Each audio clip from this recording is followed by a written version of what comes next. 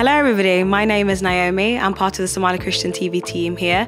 Welcome back to our YouTube channel. If you're new to us, please do consider subscribing. We make weekly videos and live streams on this channel about Christianity and refuting Islam. Today's video is going to be about the declining mental health in the Somali community.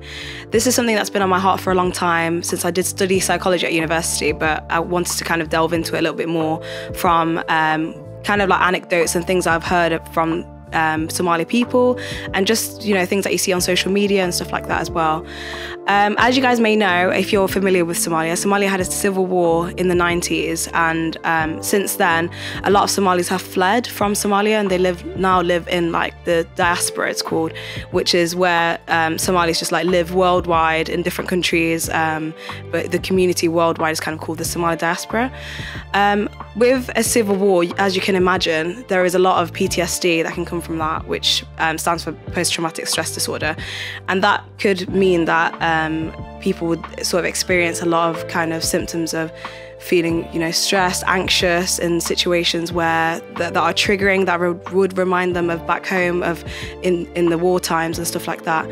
So when a lot of people fled Somalia, they would come to the West, many, you know, located in Canada, many relocated to other parts of Africa, some in the UK, some in Sweden, Scandinavia, and those type of countries.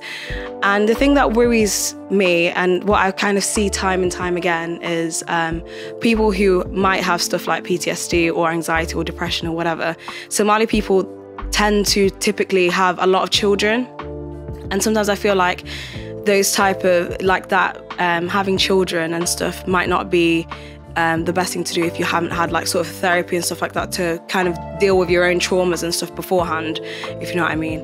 Because then you can pass on your trauma to your children, and that's happened a lot in the past where children have been beaten really badly in the West, people have had their children take away from them because they don't know how to treat their children, they don't know how to cope with the stress of having children, as well as dealing with all the trauma and stuff that they've been through in the past, be it from the war, but it could also be from, you know, their childhood or from other things that they've experienced that are really negative, because it's not really encouraged in Somali community to seek help.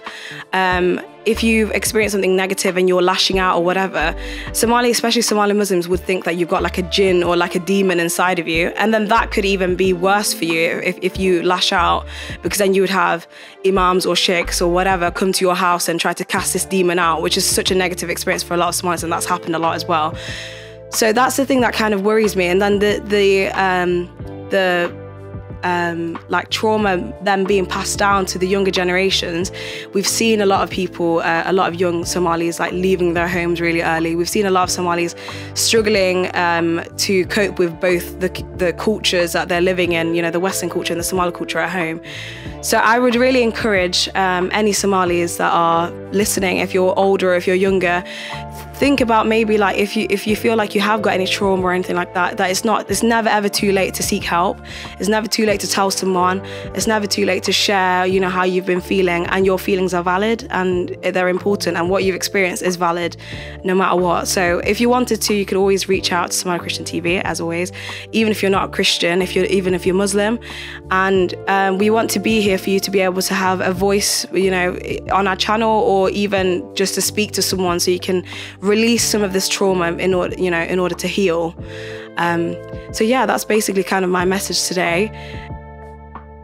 So the verse that I would like to read for you guys today is Psalm 91:2, and it says, "I will say to the Lord, my refuge and my fortress, my God in whom I trust." And I just want to encourage you, if you're not Christian, that you will be able to find refuge in Jesus, and we'd love to guide you into that new life.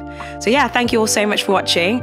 If you have any thoughts, comments, ideas, whatever, please do share in the comment section down below. Leave a like if you like it, and yeah, I'll see you guys in the next video. Thank you very much. Bye.